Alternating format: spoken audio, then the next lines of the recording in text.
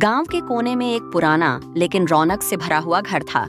इस घर की मालकिन थी काली बहू।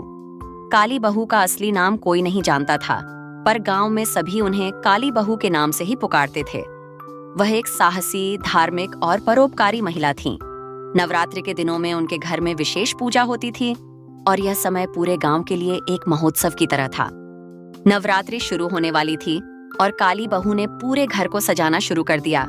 मंदिर को फूलों और दियों से सजाया जा रहा था। घर के आंगन में सभी महिलाएं मिलकर गरबा की तैयारी कर रही थीं। काली बहू ने 9 देवियों की पूजा के लिए विशेष रूप से 9 आसन सजाए।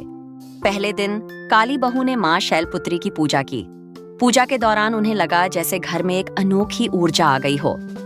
पूजा समाप्त होते ही एक हल्की सी हवा चली और अचानक एक महिला सफेद वस्त्रों में प्रकट हुई। काली बहू को लगा कि यह मां शैलपुत्री स्वयं आई हैं। दूसरे दिन मां ब्रह्मचारिणी की पूजा की गई। इस दिन काली बहू ने बहुत ही संयम और ध्यान के साथ पूजा की।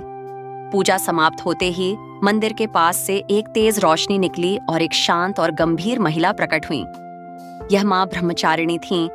तीसरे दिन मां चंद्रघंटा की पूजा का दिन था। जैसे ही काली बहू ने घंटी बजाई, पूरा घर घंटियों की ध्वनि से गूंज उठा।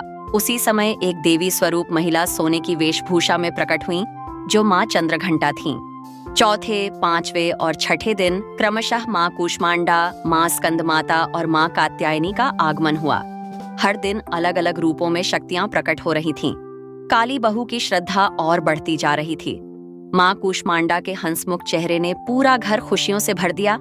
मां स्कंदमाता अपने पुत्र के साथ आईं और मां कात्यायनी ने अपने अद्वितीय तेज से घर को प्रकाशित किया। 7वें दिन मां कालरात्रि का आगमन हुआ। काली बहू ने जब मां कालरात्रि की पूजा की तो चारों ओर अंधकार छा गया, लेकिन उसी अंधकार में मां कालरात्रि का उग्र रूप प्रकट हुआ। फिर 8वें दिन मां महागौरी के आगमन से घर एक बार फिर शांति और सुंदरता से भर गया।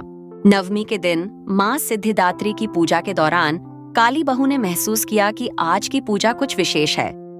जैसे ही उन्होंने अंतिम मंत्रोच्चारण किया, मां सिद्धिदात्री ने स्वयं प्रकट होकर आशीर्वाद दिया। काली बहू ने महसूस किया कि उनकी सभी मनोकामनाएं पूर्ण हो गई हैं और अब उनके घर में मां की कृपा हमेशा बनी रहेगी। 9 देवियों के आशीर्वाद के बाद काली बहू का घर एक दिव्य स्थान बन गया था। गांव के लोग वहां आते और कहते कि इस घर में देवी स्वयं वास करती हैं।